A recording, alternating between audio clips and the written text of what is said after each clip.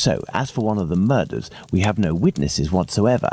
As for the three other, we have at least one person who claims to have seen the victims talking to a man a few minutes before their death. Do you remember whom these would be, Watson?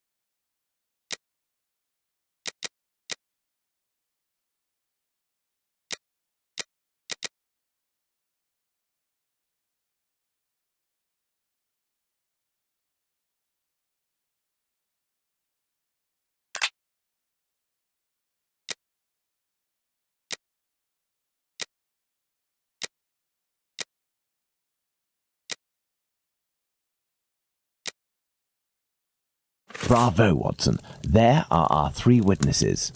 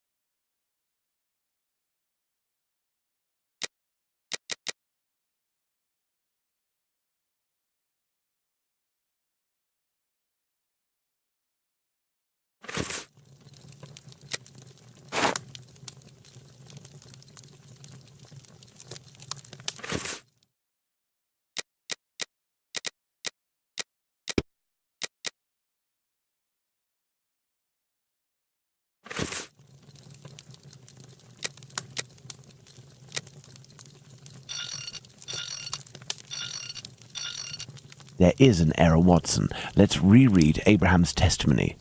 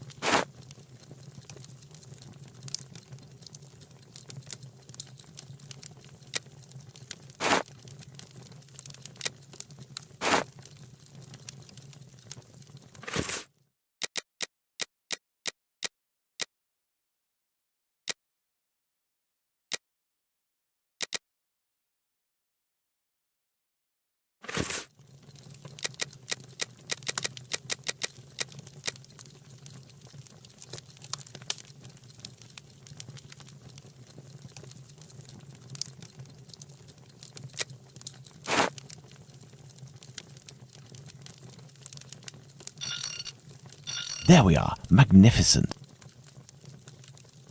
Indeed, Watson, that's the right size for Abraham's mannequin. The account given by Mr. Solomonovich's friend is incorrect in at least one point. The first Joseph said that the man was at least 5 foot 7 inches tall. The second Joseph said he was 3 inches taller than the victim, whom we know was 5 feet tall, which would suggest a height of 5 foot 3 inches. Don't forget that it was this second Joseph who attracted his friend's attention towards the couple on the other side of the road. We can assume he got a very good look at them.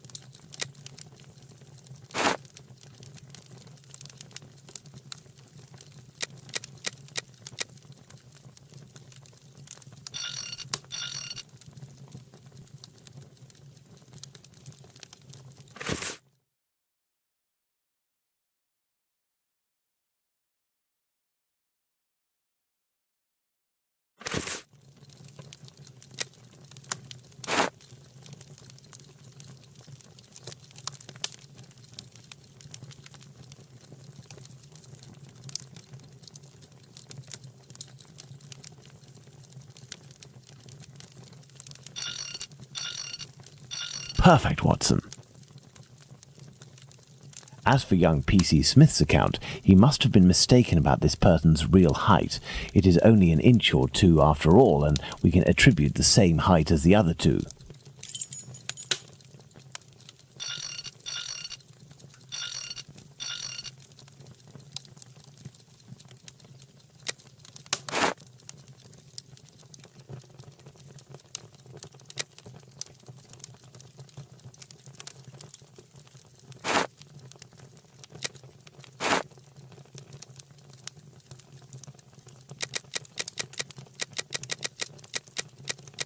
Bravo, Watson. Our mannequins have been recreated based on the correct accounts. Now, Watson, let's see in what ways these statements differ and how the witnesses could have been mistaken. Let's look at these wigs and moustaches. Let's start by taking the first Joseph's testimony, who saw the man head-on in a well-lit spot and in which he noted fair hair.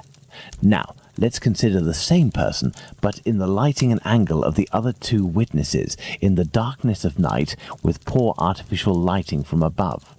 Put out the light, Watson. Thus, poor lighting and a backlit subject can affect our perception of shades and colours. The wigs from Abraham's mannequin took on the same colour as the other two. The three testimonies, therefore, don't contradict one another, and we can apply the same facial hair to all three mannequins. Turn on the light, Watson.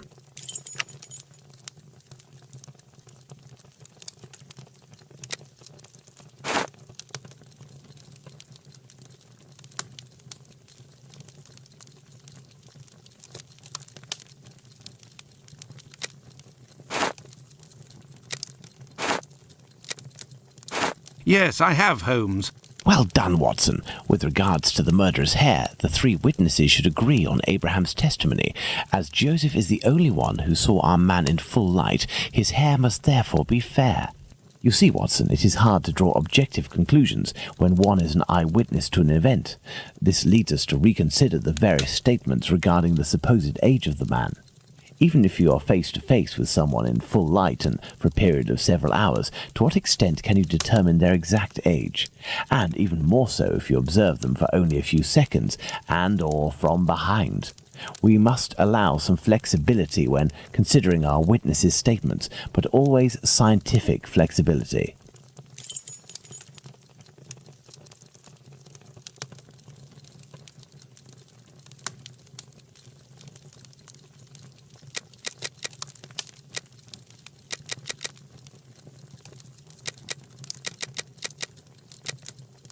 Excellent. Now, on to the next step.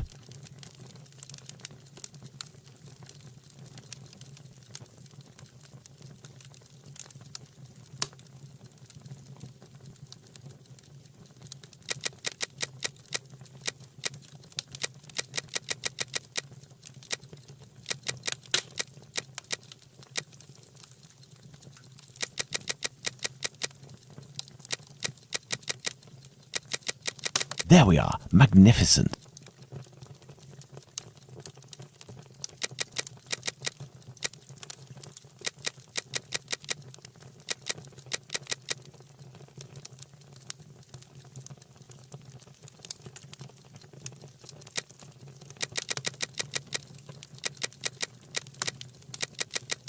Perfect, Watson. Yes, I have, Holmes. Now that we have fully considered the witness accounts, let's see to what extent they agree. If we apply the range of error for each of our dummies, we can deduce the age of our murderer as precisely as possible.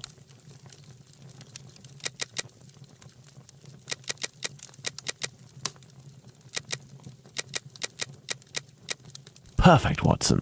Within a margin of 1 year, Watson, the age of our murderer is 33 years. But the man described by Smith was dressed respectably, whereas the other two were poorly dressed. Indeed, but Whitechapel's respectively could quite easily describe the Sunday bests that all lower-class men own. Now, let's place ourselves in the shoes of Liz Stride's killer. He has just slain his victim and sees Louis Diemschutz discover her body. Our killer is at great risk if he stays in the area. He therefore gets away from this spot. But he wants to kill again. However, he might have been spotted in the area before having committed the murder by a constable on his round, perhaps, who managed to get his description. What do you think the killer will do?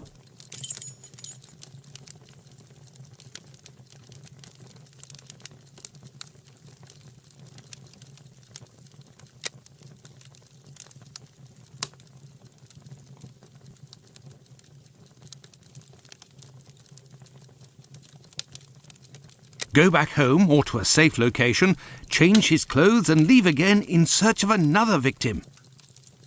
It's the only possible explanation, Watson. The man returned to the safety of his lodgings and then decided to go out again with new clothes and repeat his sinister nocturnal work. That's how the discrepancies between the witnesses with regards to clothing can be explained. What a cold-blooded animal! And what determination! Powerful motives are pushing this man. Thus, we can conclude that the respectable man with the package may very well have been seen by the two Josephs. Even if it is just a mannequin, it's giving me goosebumps.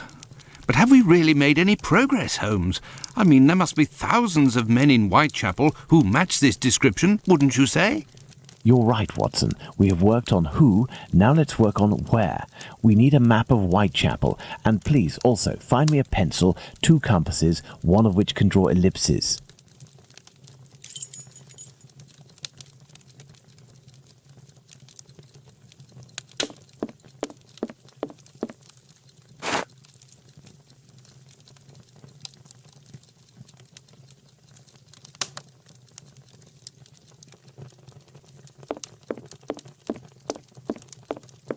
I am in need of something. First of all, let's place our 4 murders on this map, as well as the spot where the graffito appeared, and the piece of apron was dropped.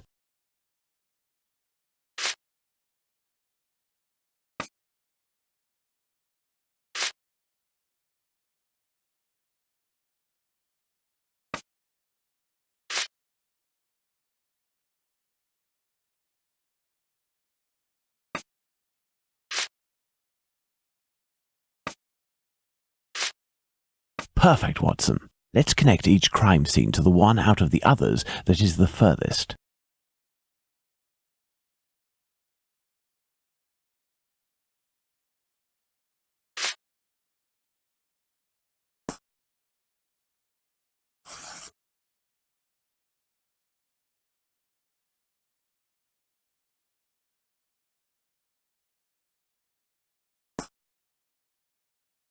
You see, Watson, the murders aren't grouped together, but seem to be spread out like cardinal points around a central zone. The killer obviously wanted to avoid returning to the previous scenes of his crimes, assuming that they would be more closely watched, or that he could be recognized.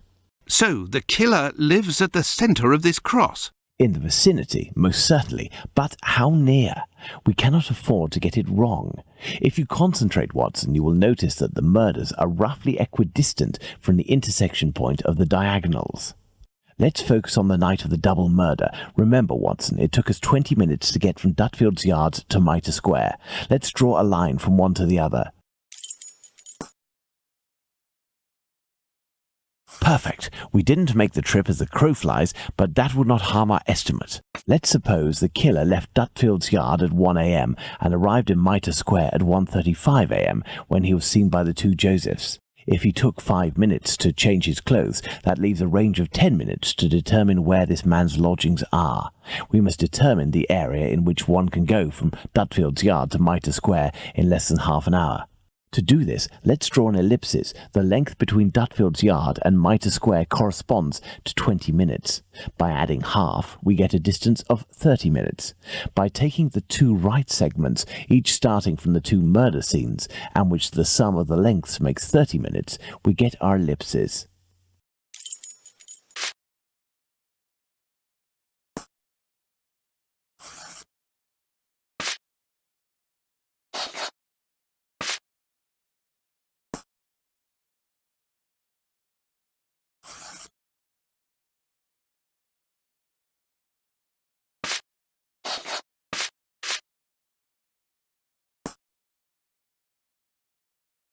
There we are, Watson. Our killer lives in this area. It's still rather a vast area, Holmes. Yes, indeed, and our goal is to reduce this area as much as we can.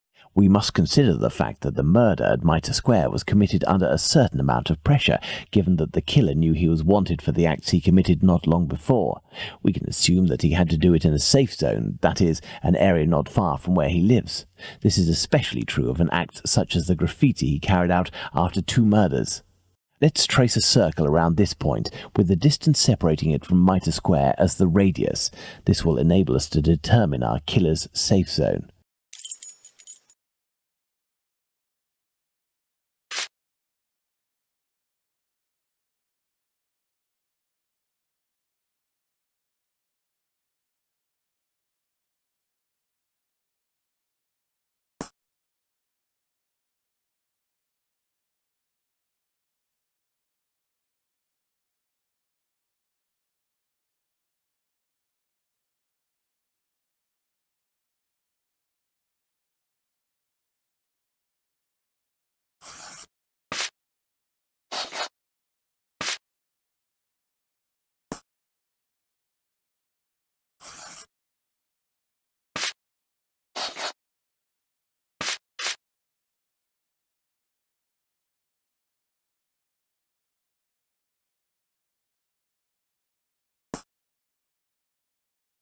Our killer must surely live inside this circle. Now, let's intersect it with ellipses that we previously determined.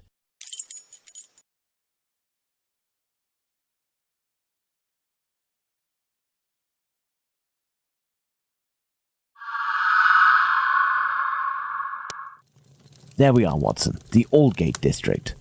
Shouldn't we inform the police so that they can concentrate their efforts on this area of Whitechapel? It is probably already crawling with inspectors, Watson, and I doubt that they would take us seriously, even if they were willing to listen to what we had to say. Let's focus instead on understanding the killer's modus operandi. We know our murderer preys on prostitutes who are penniless, weak, sick, or alcoholic, that he distracts them the moment before killing them, and that he left an anonymous message inciting anti-Semitic hatred at the entrance of a building occupied by Jews. How would you describe this man? What a coward! Indeed, he is a person of great cowardice. Let's look at his murders, and in particular the depredations on the corpses, putting aside that of Liz Stride, because on that occasion his work was left unfinished. If we recall the observations made on the victims and the parts that were mutilated or damaged on each of the bodies, without forgetting the fact that he also removed 1 or more organs, we can ascertain that our killer evolves during the course of the murders, cowardly and still evolving.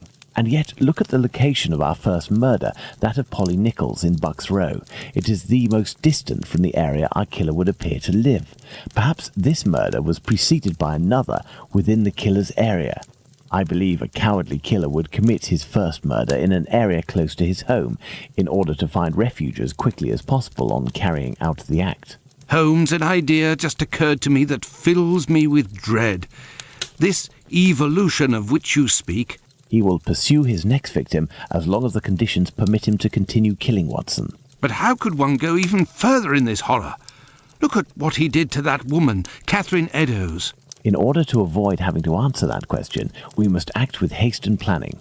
Watson, I suggest you inform yourself on the mutilations sustained by the victims. We played with the idea that this could be an act of vengeance against prostitutes. If the mutilations correspond to areas affected by a specific pathology, perhaps the killer wanted to give an eye for an affliction he felt the prostitutes he knew were responsible for. And this trail leading to Dr. Tumblety, Holmes? I also have a few things to look into in the meantime. I still have a primary witness to track down, not to mention old trails I've yet to pursue. See you soon, Watson. When we first spoke about the Bucks Row murder with Watson, he was reading a newspaper, The Star, dated September 1st, 1888, I believe, which mentioned similar murders in the preceding months.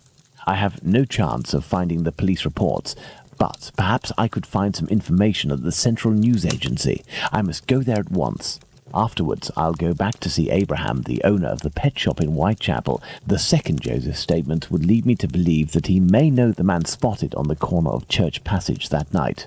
If that's the case, I must find this witness so I can question him.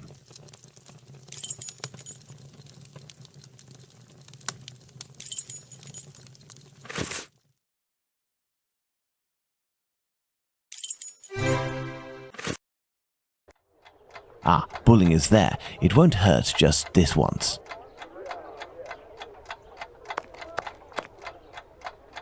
Hello, Mr. Bulling. So, did your colleague tell you about the tip? What tip? Ah, I see. I gave him an explosive tip and he went without you? Oh, that's not very sporting on his part. No doubt he took all of the credit for his discovery. You're winding me up, eh? I must show Bulling something to make him believe me.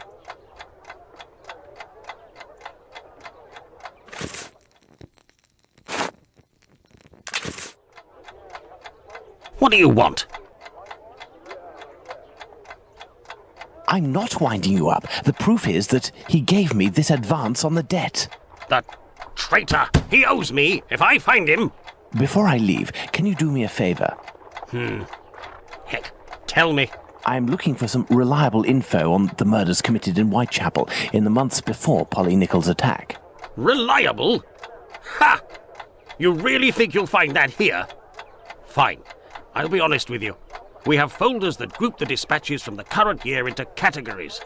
In the police law category, you'll find the transcripts from the trials and investigations that we sell to the newspapers that ask us. Perfect. Sadly, I am out of time. I'll leave you to solve it, eh? You're the detective, aren't you?